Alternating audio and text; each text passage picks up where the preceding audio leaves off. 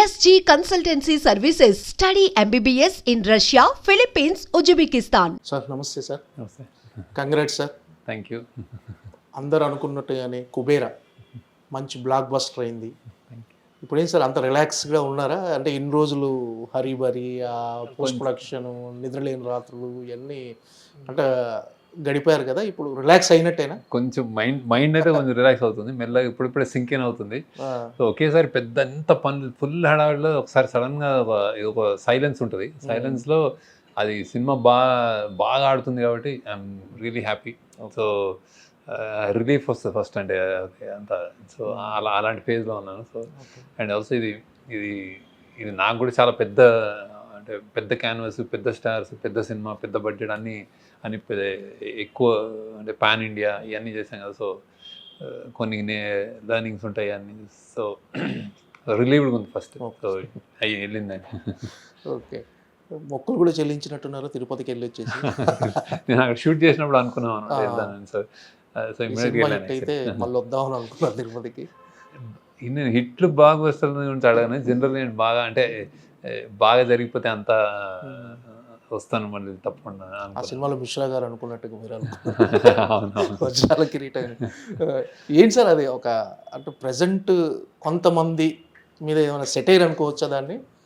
అంటే కొంతమంది ధనవంతులు చాలామంది చేసేవన్నీ చేస్తూనే దేవుడి అంటే ఇంకా అది ఇంకా అంటే సెటైర్ ఏం కాదు, అందరికి తెలిసిన విషయం వేస్తే. అంటే విలన్లు ఇప్పుడు మన పాత విలన్లు కూడా మన పాత సినిమాల నుంచి అలానే ఉంటారు, వాళ్ళు భక్తులు ఉంటారు, ఇలా ఎక్స్ప్రెస్ చేయలేవు. అంటే వేరే అంటే జస్ట్ కొత్త టేక్ అని కూడా అన్నాను. బేసిక్గా అలాంటి క్యారెక్టరైజేషన్స్ మనకు ఇప్పుడు ముత్యాల మొగ్గ నుంచి రావుగోపాలరావు వస్తున్నాడు, ఆయన అంటే కూతురు ఒకలా వేరే వాళ్ళు ఒకలా, అంతే కదా బేసిక్. అంటే ఇప్పుడు అంటే మనం డబ్బు సంపాదించడము, మన ఫ్యామిలీని చూసుకోవడము, ఆ బాధ్యతలు చూసుకుంటూనే వేరే వాళ్ళకి ఏమైనా ప్రపంచం ఏమైనా, వేరే వాళ్ళకి ఏమైనా అంటే అసలు యాక్చువల్లీ పట్టనట్టు కూడా వాళ్ళకి తెలియదేమో. అంటే ఏమి ఇది నడుస్తుంది. అందుకే దేవుడి దగ్గరికి చెప్పుకోగలుగుతాం మనం. అంటే నాకు మంచి చేయని చెప్పుకోగలుగుతాం. అంటే 1000 మందికి చెడు చేసినా కానీ నాకు మంచి చేయని చెప్పుకునే ఒకటి ఉంటుంది కదా విషయం. ఇంకా అది యాక్చువల్లీ ప్రతి మనిషిలో ఉంటుంది అనుకోండి. ఒకరికి అతను కొంచెం ఎక్కువ ఉంటుంది. అంటే మనం డైరెక్ట్గా అతను ఇంతమంది చనిపోయినా ఓకే అనుకున్నాడు. అంటే అది కూడా కొడుకు మీద ప్రేమ అతను. అంటే ఈ స్థాయి అప్లాజ్ కానీ, ఈ స్థాయి స్పందన కానీ, అంటే ఇంత అప్లాజ్ రావటం మీరు ముందు ఎక్స్పెక్ట్ చేశారా? లేకపోతే లేదు ఒక మంచి సినిమాగా ఉంటుంది అనుకున్నారా? ఈ స్థాయి ఎక్స్పెక్ట్ చేశారా ఈ స్థాయి రిజల్ట్ వస్తుందని? అంటే ఓవరాల్గా ఒకటే టాక్. అదే అంటే ఈ స్థాయిని నేను ఏ సినిమాకి ఈ స్థాయి అని ఎప్పుడు అనుకోనండి. బేసిక్గా జనరల్గా కొన్ని అంటే బాగా అంటే మంచి సినిమా తీస్తున్నాము, కొత్తగా తీస్తున్నాము, అందరికి నచ్చుతుంది, స్పెషల్గా ఉంటుంది. అండ్ ఇంకోటి ఓటీటీలో ఈ మధ్య బేసిక్గా చాలా అవేర్నెస్ పెరిగిందేమో అని ఎక్కడో నాకు ఒక కాన్ఫిడెన్స్ అదొకటి ఉంది బేసిక్. అంటే ఎక్కడో మనం ఫిల్మ్ మేకర్స్గా మనం వెనుకబడతామని ఆడియన్స్ కొంచెం ముందుంటారు ఎక్కువ. సో ఆ నమ్మకం ఉంది. అంటే ఈ మధ్య బాగా చూస్తున్నారు. అండ్ ఎనీథింగ్ ఒక్క రిపీట్ కానీ, ఒక్క రొటీన్ ఉంటే ఒక్క షో కాదు, హాఫ్ అ షో కూడా పడట్లేదు. ఇంటర్వ్యూ నుంచే అంతే, ఇంకా అసలు వెళ్ళిపోతున్నారు. సో ఇలాంటివన్నీ ఏమనిపించిందంటే దే ఆర్ ప్రాబబ్లీ వెయిటింగ్. ఎక్కడో ఆడియన్స్ అందరూ వేరే చూసేసి ఓటీటీలో వాళ్ళ మనసు కానీ, మైండ్ కానీ, వాళ్ళ టేస్ట్ కానీ వెళ్ళిపోయినాయి ముందుకి. మనం ఎక్కడైనా వెనకబడుతున్నాము అన్నది ఒక కాన్ఫిడెన్స్ ఉండేది. సో ఇది కొత్త టేక్, కొత్తగా చెప్తున్నాము, అన్నీ కొత్తగా ఉన్నాయి, నా నుంచి కొత్తగా. అండ్ ఆల్సో కథగా ఇది ఒక పెద్ద క్యాన్వాస్ సినిమా, ఇవన్నీ కాన్ఫిడెన్స్ నాకు. ఇవన్నిటి వలన చాలా అందరూ బాగా ఆదరిస్తారు అనుకున్నాను. కానీ ఈ రేంజ్ అనేది నేను ఎప్పుడు అంటే ఎంత రేంజ్ అనేది మనం ఎప్పుడు చెప్పలేం యాక్చువల్. అంటే అది సమ్టైమ్స్ డిపెండ్స్ ఆన్ సీజన్లు, వేరే సినిమాలు, టైము, ఎగ్జాము, ఇవన్నీ అన్నీ ఉంటాయి. సో ఒక కరెక్ట్గా రిసీవ్ చేసుకోవడం. సో దాని మీద తప్ప నాకైతే కాన్ఫిడెన్స్ ఉంది. అంటే మీరు అన్నట్టుగా ఓటీటీ ప్లాట్ఫామ్ వచ్చిన తర్వాత జనాల్లో అంటే వరల్డ్ లెవెల్లో అన్ని సినిమాలు చూస్తున్నారు, భాషా పరిమితులు అంతా లేవు సార్. ఏ లాంగ్వేజ్ సినిమా అయినా చూస్తున్నారు, సబ్ టైటిల్స్ అర్థం చేసుకుంటున్నారు. సో వాళ్ళ మైండ్ సెట్ కూడా మారిపోయింది. రియలిస్టిక్ అప్రోచ్ సినిమాలు, ఒక హ్యూమన్ ఎమోషన్ సినిమాలు డెఫినెట్గా ఇష్టపడుతున్నారు. సో అది ఎంతవరకు అడ్వాంటేజ్ అయింది సార్ ఈ సినిమాకి? ఐ థింక్ బాగా అడ్వాంటేజ్ అయినట్టుంది. అంటే అంటే ఒక మల్టీప్లెక్స్ ఆడియన్స్ అనుకోవడానికి ఇది 3 గంటల సినిమా. అది చూస్తూ కూడా వాళ్ళు ఒక రియాక్షన్ కరెక్ట్ టైంకి కరెక్ట్గా అనుకునే అదేంటి ఒక రియాక్షన్స్ ఉంటాయి, ఆడిటోరియం రియాక్షన్స్, పంచ్ అనొచ్చు, ఒక రియాక్షన్స్ అనొచ్చు, అప్లాజ్ అనొచ్చు, అదే గూస్ బంప్ మూమెంట్స్ అనొచ్చు, అవన్నీ అలా కరెక్ట్ మేము అనుకున్నట్టు జరిగినాయి. అది ఇప్పుడు ఓటీటీ అనేది ఒక చిన్న అంటే ఒక మాధ్యమము, కానీ టైమ్స్ అంటే టాల్ ఇంకా బిగ్గర్ దీంట్లో అంటే అంటే టైమ్స్ మారుతున్నాయి.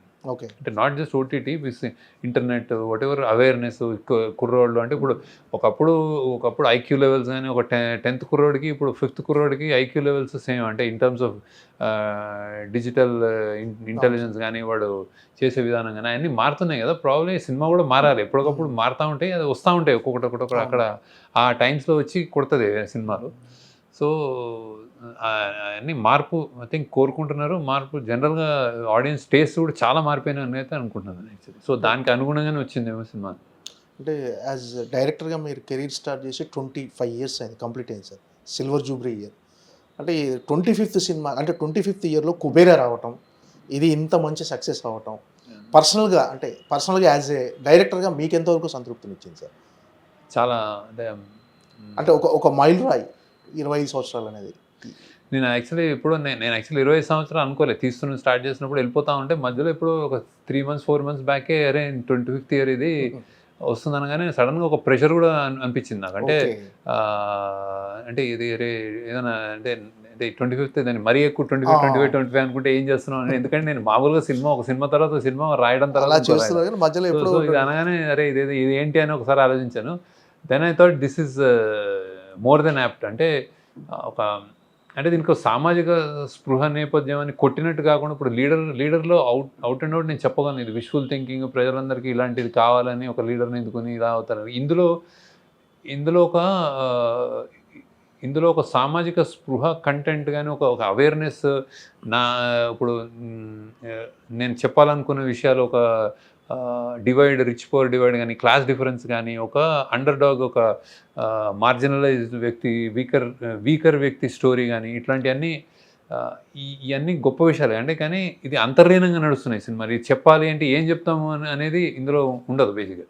సో బతుకు కోసం గొప్పోడు బతుకు పేదోడు బతుకి తేడా లేదా, అంటే ఒక లైఫ్లో అంటే ఒక కంటెంట్మెంట్తో ఉండొచ్చా, ఏదైనా సరే నువ్వు నీ జీవితం పట్ల ఒక ప్రేమతో ఉండాలన్న అంటే చాలా ఉన్నాయి బేసిక్ ఇందులో.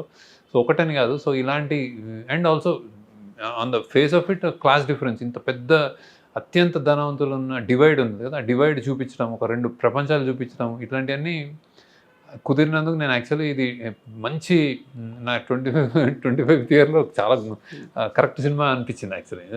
అండ్ ఇంత స్కేల్ సినిమా కూడా అంటే ఇది ఎక్కడో ఇది అంటే నేను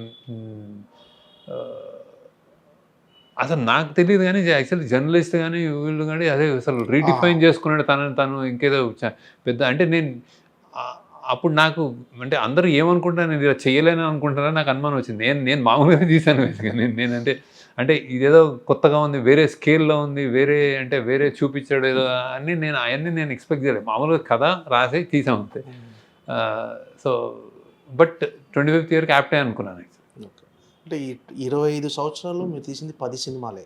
సాధారణంగా దర్శకులు ఎలా ఉంటారంటే మామూలుగా కమర్షియల్గా ఆలోచించి వచ్చిన సక్సెస్ని క్యాష్ చేసుకోవాలనుకుంటారు. మీరు మాత్రం చాలా స్లోగా మీకు నచ్చిన సినిమాలు, మీరు ఏం చెప్పాలనుకుంటారో అవే సినిమాలు చేస్తూ వెళ్ళిపోతున్నారు. అంటే మీరు ఈ 10 సినిమాలు అంటే 10 సినిమాలు తీయటమే అంటే మీరు సంతృప్తిగా ఉన్నారు సార్? అంటే మీరు చేసిన ఈ సినిమాలతో అబ్సల్యూట్లీ సంతృప్తి అంటే అది నన్ను చాలా ప్రౌడ్గా కూడా ఉన్నాను. అండ్ 25th ఇయర్లో నేను యాక్చువల్లీ ఒకటి ఆలోచించింది, నేను తీసిన సినిమాలు నాకు యాక్చువల్లీ నేను డైరెక్టర్గా ఏ సినిమా అయినా అతని వాయిస్ అనుకుంటాను. అంటే ఏదో ఒకటి అతను అనుకుని చెప్తున్నాడనే నమ్మకంతో ఉన్నాను. నేను అలానే చెప్పాను. నాకు గొంతు గట్టిగానే అనిపించింది అండ్ కరెక్ట్గా అనిపించింది. సో ఎక్కడ కాంప్రమైజ్ కాకుండా నేను అనుకున్న కథని అనుకున్న విధంగా ఈ 10 సినిమాలు చెప్పగలిగాను, ఇంక్లూడింగ్ దిస్. సో అందుకు I'm very proud, very happy. అంటే ఇంకా నేను ఇందులో 10 కాకుండా 5 చేసినా నేను ఇదే కంటెంట్తో ఇట్లా ఉంటే నేను హ్యాపీగానే ఉండాను. నేను నెంబర్స్ ఏం కౌంట్ కావు, నాకు నెంబర్స్ కానీ మనీ కానీ కౌంట్ చేసుకోను కూడా యాక్చువల్లీ నేను. So I'm happy about it. And నాకు ఒకటి ఓవర్వెల్మింగ్గా 25th ఇయర్ నాకు ఒకటి అనిపించింది ఏంటంటే, అంటే నిజంగానే నాకు మామూలుగా అనిపించలే, నేను చాలా అంటే ఒక థ్యాంక్ఫుల్నెస్ కూడా అనిపించింది నాకు. అంటే నాకు చాలా కృతజ్ఞత భావం కూడా అనిపించింది. అంటే ఎందుకంటే ఈ స్థాయి ఇచ్చారు నాకు యాక్చువల్. అంటే అది సామాన్యంగా రాదు, అందరికీ ఇవ్వలేదు. ఒక స్పెషల్ పొజిషన్ ఇచ్చారు. ఆ స్పెషల్ పొజిషన్లో కష్టాలు కూడా ఉన్నాయి. అరే నువ్వు ఏమైనా నువ్వు కొంచెం స్లిప్ అయినా, నువ్వు కొంచెం తేడా చేసినా, నువ్వు కొంచెం వేరేగా సినిమా తీసినా అసలు ఒక షో కూడా చూడరు. నాకు అదైతే అదొక నిలబెట్టారు.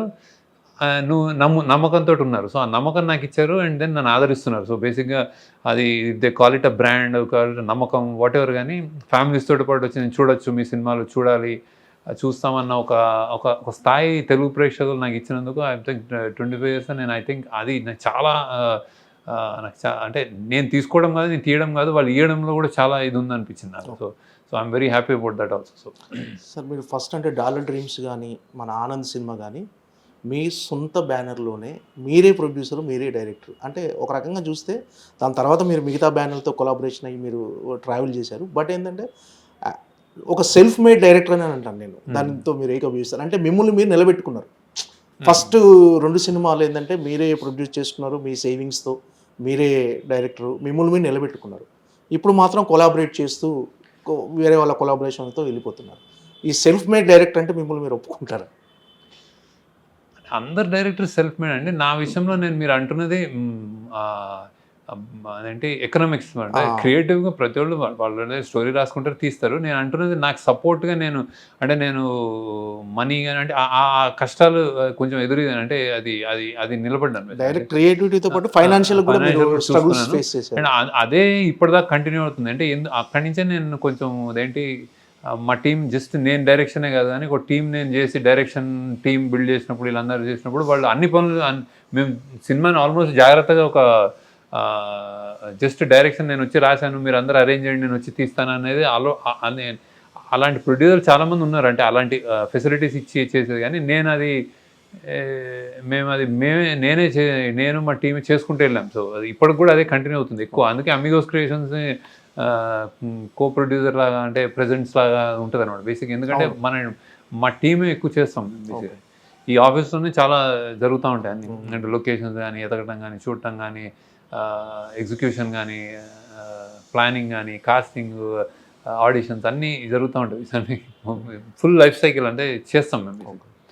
సో నేను జస్ట్ ఒక డైరెక్టర్గా జస్ట్ అట్లా వచ్చి అది చేయలేదు ఇప్పుడు. ఈ 10 సినిమాల కథలు పద్మారావు నగర్లోనే పుట్టాయి, ఇక్కడే కూర్చొని. అంటే మీరు అంటే సినిమా ప్రపంచానికి దూరంగా, అంటే సినిమా ప్రపంచం అంటే film Nagar, Banjara hills, Jubilee hills, మీరు మాత్రం పద్మారావు నగర్లోనే ఈ 25 సంవత్సరాలు ఉండి ఇక్కడే ఆ 10 కథలు పుట్టాయి సార్. ఇక్కడ పుట్టాయి కొన్ని, అంటే కొన్ని అమెరికాలో కూడా అంటే ఆనంద్ అమెరికాలో థీసిస్ రాసింది అంటే ఇక్కడే అన్ని ఇక్కడ రాసి ఇక్కడ కూర్చొని రాసినాయి. ఓకే. అంటే మామూలుగా ఒక సిట్ వచ్చిన తర్వాత అందరూ ఏ జూబ్లీ హిల్స్, బంజారా హిల్స్ షిఫ్ట్ అయిపోయి అక్కడ 2 ఆఫీసులు తీసేసి ఇంకో అక్కడ ఒక ఇల్లు చేసి మీరు మాత్రం పద్మారావు నగర్లోనే ఇంకా కంటిన్యూ అవుతుంది. ఏంటి సార్ అనుబంధం మీకు? అంటే జస్ట్ ఇక్కడ హ్యాపీగా అనిపిస్తుంది. హ్యాపీగా నేను అలవాటైన ప్రపంచం అది. నేను జస్ట్ అట్లా కొంచెం రెసిస్టెన్స్ ఉంటుంది నాకు. సరదాగా ఉన్నాయి ఇక్కడ తిరిగిన ఈ రోడ్లు ఇవన్నీ, ఇక్కడ తిరిగిన పార్కులు, ఇక్కడ తిరిగిన షాపులు, ఇవన్నీ నాకు కొంచెం అలవాటు. ఇక్కడ చదువుకున్న స్కూల్ ప్యాట్రిక్స్లో చదువుకున్నాను. సో ఇవన్నీ నాకు. అండ్ మా పేరెంట్స్ ఇక్కడే ఉన్నారు కాబట్టి ఇంకా అంటే ఫాదర్ చనిపోయారు కానీ అందరూ ఇక్కడ ఏదో ఇక్కడ మా ప్రపంచం ఒక ఎమోషన్.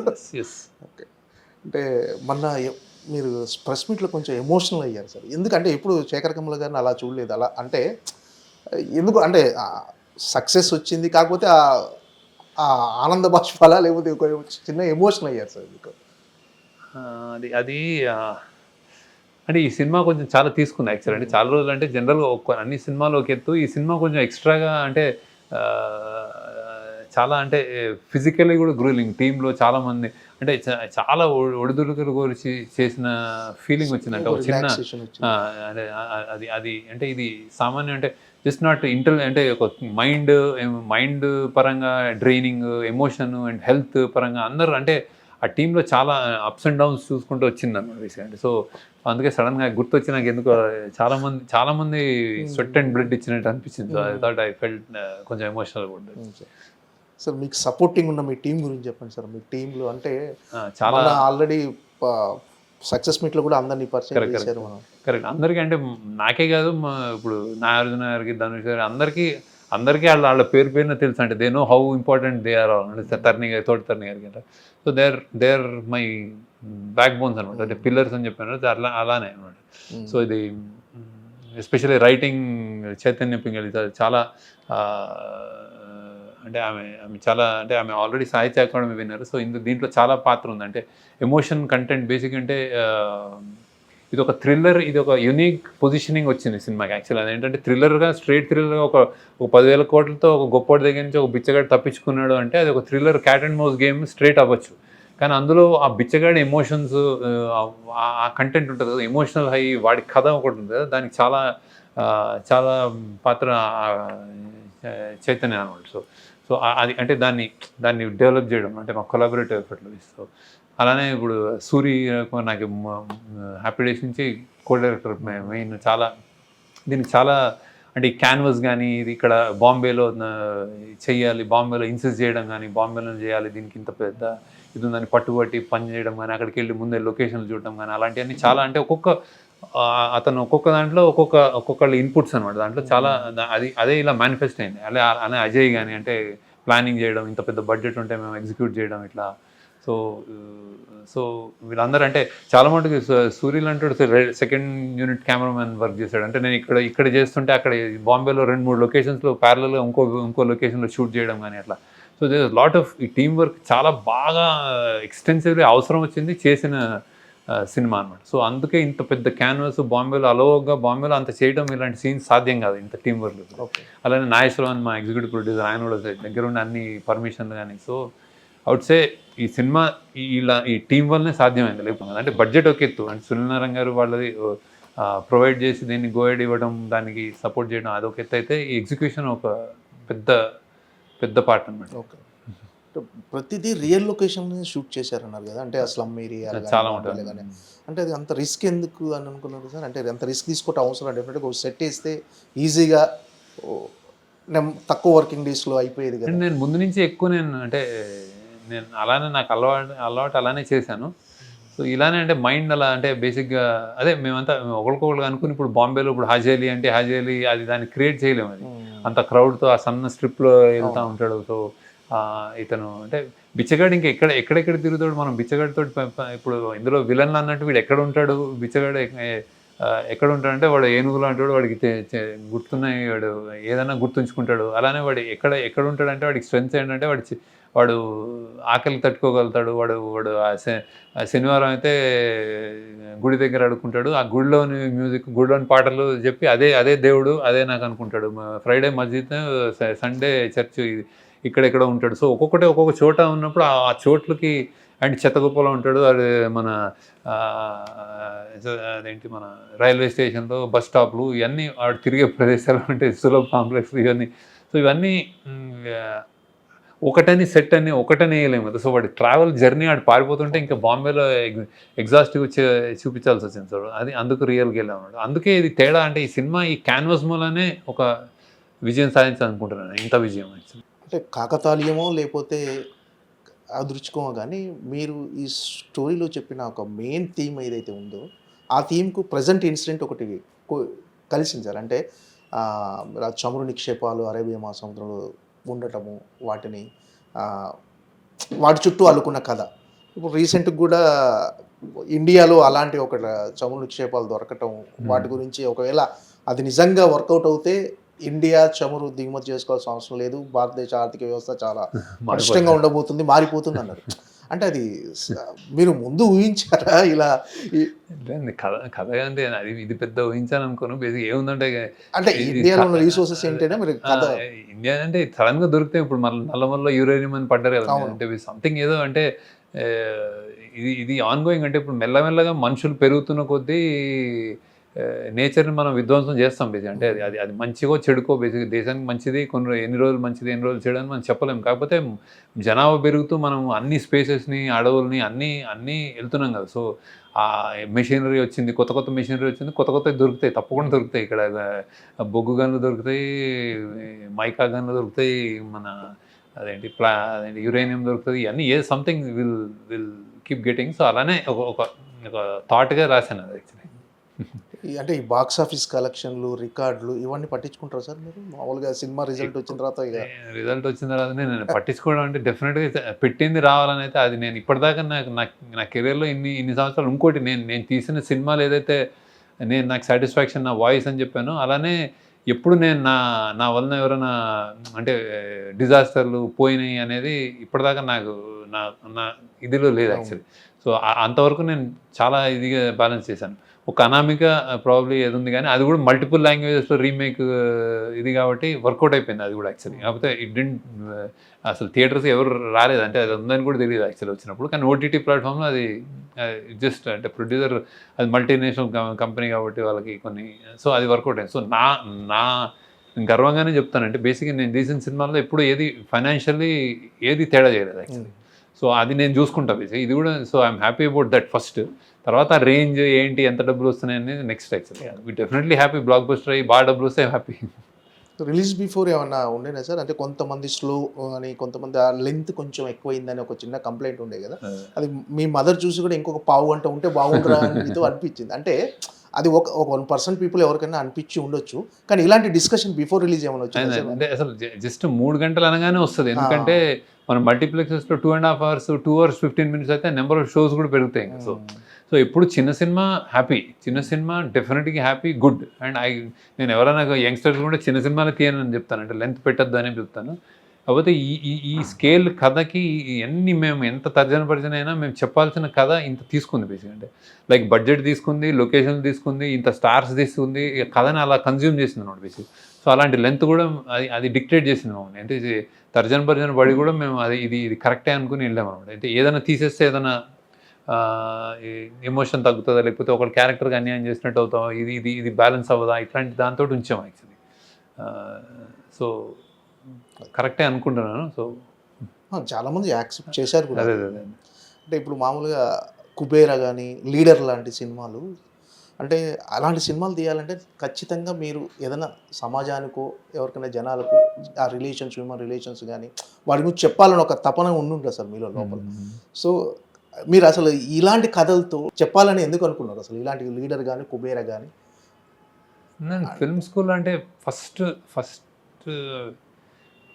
ఫస్ట్ లెసన్ నాకు బాగా, నేను ఫిల్మ్ స్కూల్కి వెళ్ళిన ఫస్ట్ అంటే ఇంజనీరింగ్ నుంచి ఫిల్మ్ స్కూల్కి వెళ్ళినప్పుడు నేను ఫస్ట్ లెసనే అక్కడ హార్వర్డ్ యూనివర్సిటీలో ఒక స్క్రిప్ట్ రైటింగ్ క్లాస్కి వెళ్తే ఫస్ట్ వర్డే అది films are obligated to society అని ఉంటుంది. ఆబ్లిగేటెడ్ టు సొసైటీ అంటే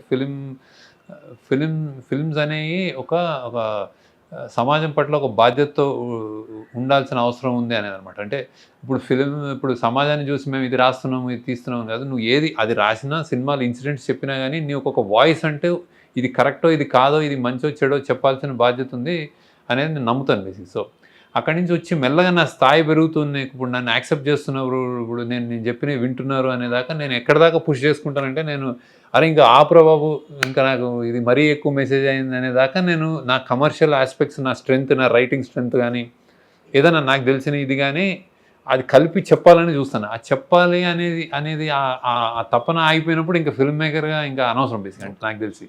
సో ఇంకేదైనా చేసుకోవచ్చు బేసిక్ అంటే.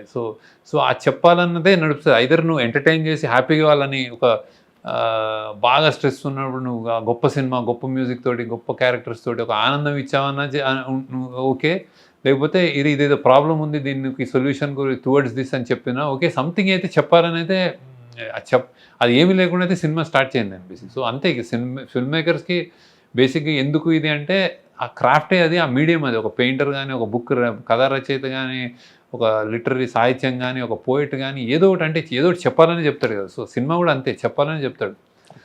నేను వాళ్ళని కొంచెం టికిల్ చేస్తాను, వాళ్ళని కొంచెం వాళ్ళ వీక్నెస్ల మీద ఆడుకుంటాను, ఇలాంటి నేను నమ్మను. అంటే నేను అది సినిమా అందుకు కాదనుకుంటాను నేను.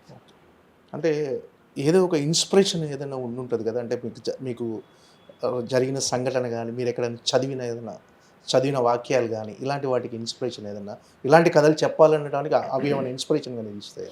అంటే మీరు కూడా అంటే మిగతా దర్శకులతో పోలిస్తే శేఖర్ కమల్ గారిది సపరేట్, అంటే ఎక్కువ పబ్లిసిటీ కోరుకోరు, అసలు వార్తల్లో మీరు ఉండరు, అసలు మినిమం సోషల్ మీడియా కూడా మీరు వాడరు. మీ ఎవరో ఫోన్ చేస్తే తప్ప అప్పటికి అసలు చాలా దూరంగా ఉంటారు మీరు.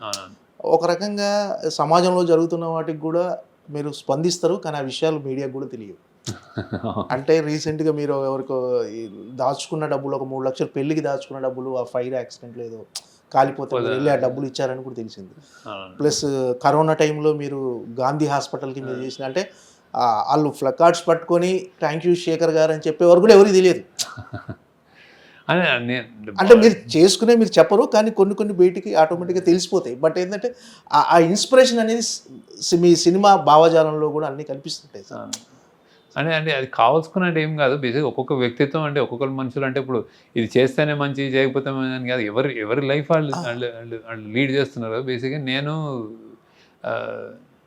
అదే నమ్ముతాను. బేసిక్గా అంటే యువర్ కమ్ హియర్ అంటే నువ్వు ఏదో పర్పస్కి వస్తారు. వచ్చినప్పుడు ఇంజనీరింగ్ చేసే ఒక కుర్రోడు నేను ఒక సిబిఐటీలో చదువుకుని అలర్జీలో తిరిగేవాడిని. సడన్గా నాకు సినిమాలో ఇంట్రెస్ట్ వచ్చింది అంటే ఎవరు ఎక్కడి నుంచి తగిలింది అంటే మా పేరెంట్స్ ప్రాబ్లీ అమ్మ నాన్నల పెంపకంలో ఎక్కడో ఏదో మా అక్కలో ఏదో సంథింగ్ ఏదో ఇన్స్పైర్ అయి ఉంటాను, ఏదో చూసుంటాను. మా ఇంటి పక్కన వాళ్ళు చేసిన ఎక్కడో విన్న మ్యూజిక్ ఏదో లైక్ ఫస్ట్ టైం నేను చిరంజీవి గారిని చూసినప్పుడు అరే నేను క్రేజీగా ఉండేవాడిని, అదే ఈయన డైరెక్ట్ చేయాలన్న ఒక ఇన్స్పిరేషన్ ఏదో పట్టుకుని సినిమాలకు వెళ్ళాను. అక్కడి నుంచి ఈ క్రాఫ్ట్ అనేది వచ్చిన తర్వాత నేను బాగా చెప్పగలుగుతున్నాను, యాక్సెప్ట్ చేస్తున్నారు అన్న తర్వాత ఏం చెప్పాలి ఏం చేయాలని ఒక గివింగ్ బ్యాక్ అనేది ఉంటుంది. అంటే ఏదో చేయాలి, చేసి వెళ్ళిపోవాలనిపిస్తుంది. బేసిక్గా ఉన్నా లేకపోయినా you have your me mark ఉంటుంది కదా.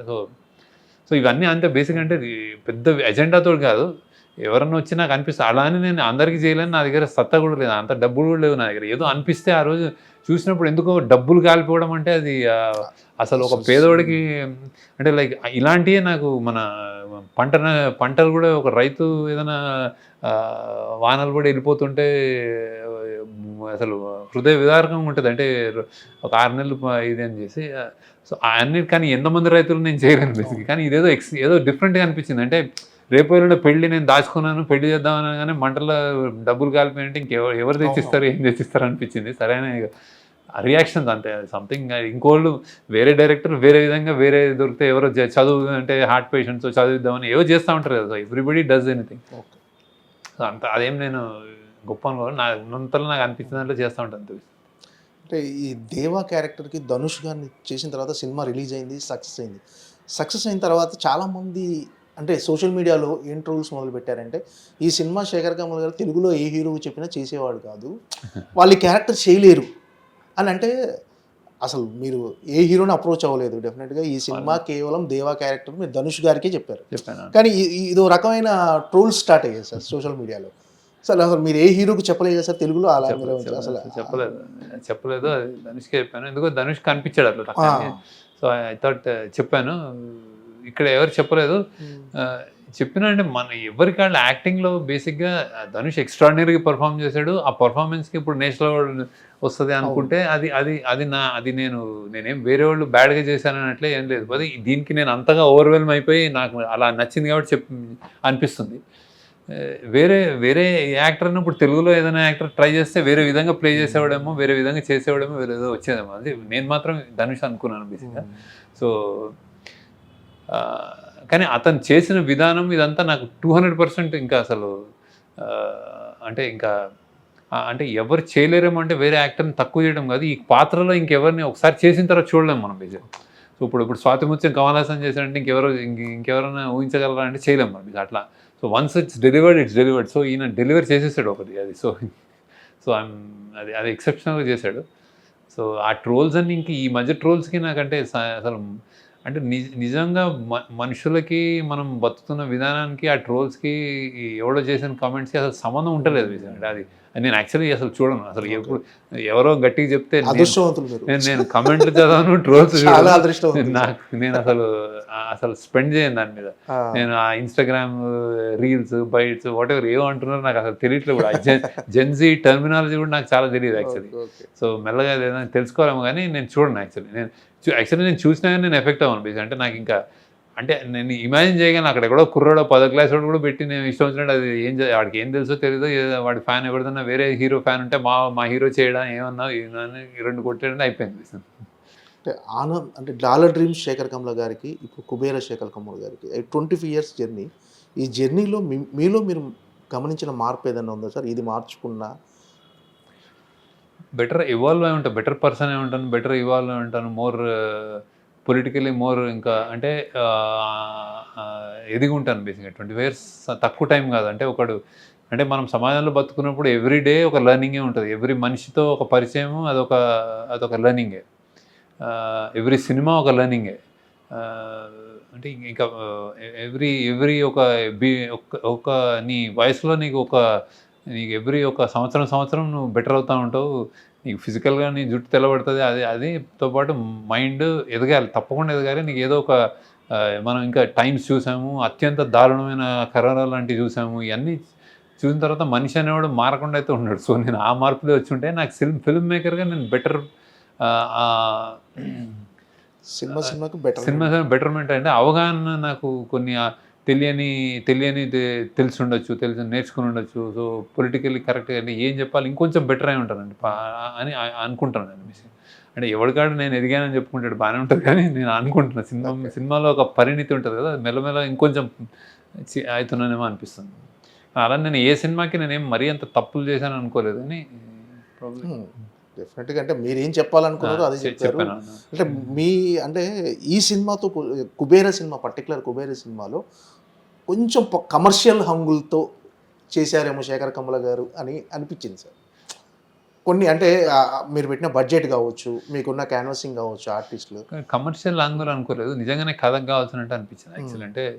అంటే మీ ఏ సినిమాలో నాకు విలన్లు కనిపించలేదు, ఈ సినిమాలో విలన్ కనిపించాడు.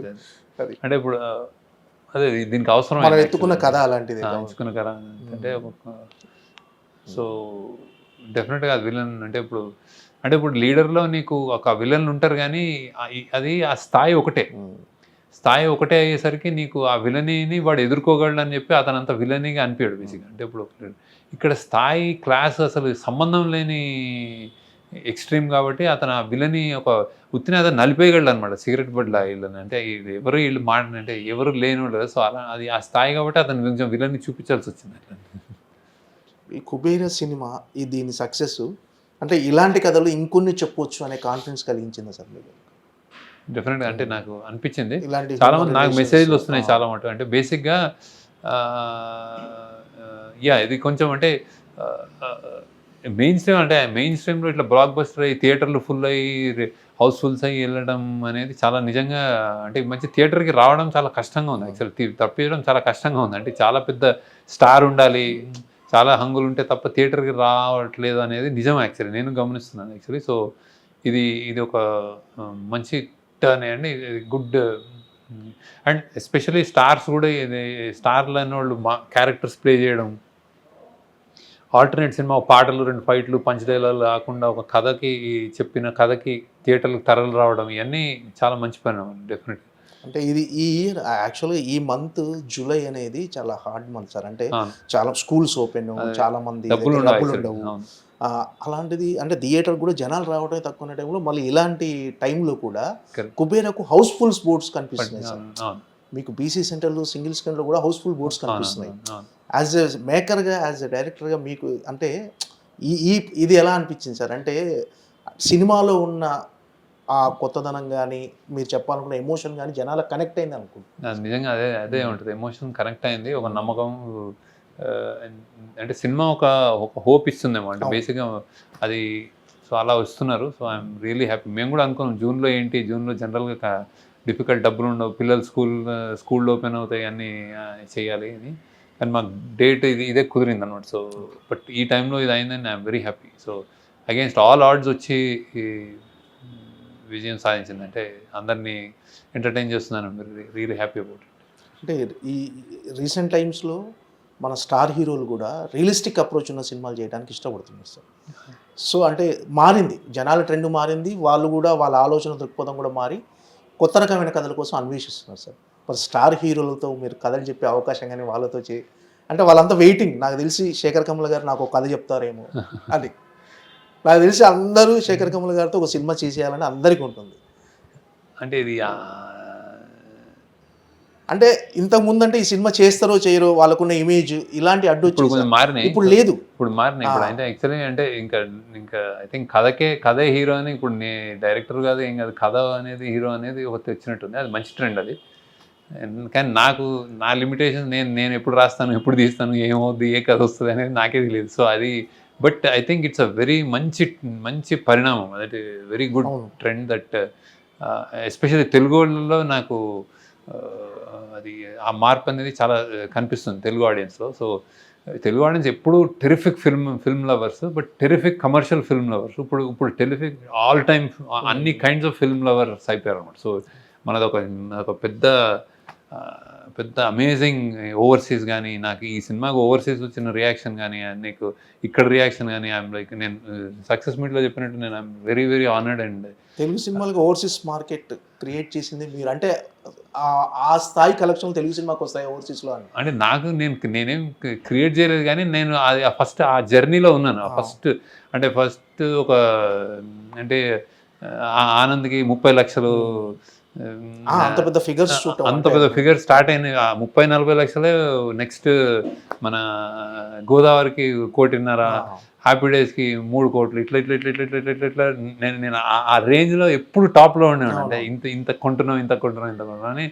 సో ఎప్పుడు నన్ను అంటే ఓవర్సీస్ ఆడియన్స్కి ఎప్పుడు నేను కృతజ్ఞతగానే ఉంటాను. అంటే టెరిఫిక్గా యాక్సెప్ట్ చేశారు యాక్చువల్లీ. సో ఓవర్సీస్ కానీ ఇక్కడ కానీ ఆడియన్స్కి, తెలుగు ప్రేక్షకులు ఐ థింక్ మార్పు చాలా బాగా తీసుకుంటున్నారు. ఐ థింక్ టెరిఫిక్ మంచి సినిమాలు, కొత్త సినిమాలు, కొత్త దర్శకులు అండ్ హీరోలు కూడా వేరే పాత్రలు వస్తాయని అంటే యూ కెన్ లుక్ ఫార్వర్డ్. అలానే మనం పాన్ ఇండియా కూడా ఇప్పుడు రాజమౌళి గారు కానీ, అది సుకుమార్ కానీ, ఇండియా లెవెల్లో they are ruling. So I think Telugu దర్శకులు కానీ, తెలుగు ప్రేక్షకులు కానీ వెరీ గుడ్ టైమ్స్. ఇంకేం సార్, అంటే ఫ్యామిలీకి టైం కేటాయిస్తున్నారా? ఇంతకుముందు ఈ షూటింగ్ అప్పుడు వారం తర్వాత వచ్చి, నెల తర్వాత కలుస్తారు, నెల తర్వాత వచ్చి ఇంకో 2 ఇప్పుడు ఇంకా ఉంటాను మళ్ళీ ఇంకొక 1 year అట్లా, 1 year వరకు. ఓకే, ఏమో ఇదేనా ఇంతైనా స్లో స్పీడ్ ఏమైనా పెంచాలనుకుంటున్నారు సంవత్సరంలో? నెక్స్ట్ ఇయర్ మరి శేఖర్ కమల్ గారి సినిమా చూడొచ్చా 2026లో? నేను ప్రయత్నిస్తాను యాక్చువల్లీ, ఎందుకంటే అనిపిస్తుంది అంటే స్పీడ్ పెంచాలని ఎప్పుడు అనిపిస్తుంది. నేను ప్రామిస్ చేసుకుంటాను కానీ ఫుల్ఫిల్ చేయను. మేబీ ఈసారి చేస్తాను, చూద్దాం. ఓకే, సరే. అంటే ఈ సినిమా ప్రొడక్షన్లో మీ డాక్టర్ వందన గారు ఏమైనా ఇన్వాల్వ్ అయ్యారా సార్? లేదు అసలు లేదు. అది ఎగ్జామ్స్ అయిపోతే హాలిడేస్ అని అది ఓకే అప్పుడప్పుడు వస్తూ ఉంటుంది. మీ సినిమాలకు మీ ఫ్యామిలీలో మంచి క్రిటిక్ ఎవరు? అందరు క్రిటిక్లే నాకు. అదే మా family, my Srividya wife criticize చేస్తుంది, వాడు వీడు వందన చేస్తుంది, విభవ్ చేస్తారు, వీళ్ళు చేస్తారు. సో అండ్ మా టీం వాళ్ళు అయితే లెఫ్ట్ అండ్ రైట్, మా అక్క అందరూ, అంటే ఎవ్రీబడి అంటే ఆనెస్ట్గా చెప్తారు, నచ్చిందా నచ్చలేదా ఇది. సో అందరూ క్రిటిసైజ్ చేస్తారు, నాకేం మొమాటం లేదని చెప్తారు అందరు. ఓకే, ఈ మధ్య ఇంకోటి ఇది శేఖర్, నేను 10 సినిమాలు చేస్తాను కాబట్టి నాకు బ్రాండ్ కాబట్టి ఏదైనా ఉంటే ఒకటే మాట, ఇది నీ సినిమాలో లేదంటారు. సో దాన్ని మళ్ళీ కరెక్ట్ చేసుకుని ఏంటి నా సినిమా అంటే, ఇక్కడ ఏదో ఇది, అది కూడా జరుగుతుంది actually. Okay sir, all the best. Thank you. మరొక మరపురాని చిత్రం గురించి వెయిటింగ్. నెక్స్ట్ ఇయర్ 2026లో శేఖర్ కమల్ గారి సినిమా మరొకటి చూడాలని ఆడియన్స్ వెయిటింగ్, మేము వెయిటింగ్. ట్రై చేస్తాను తప్ప. Right sir, all the best. Thank you so much sir.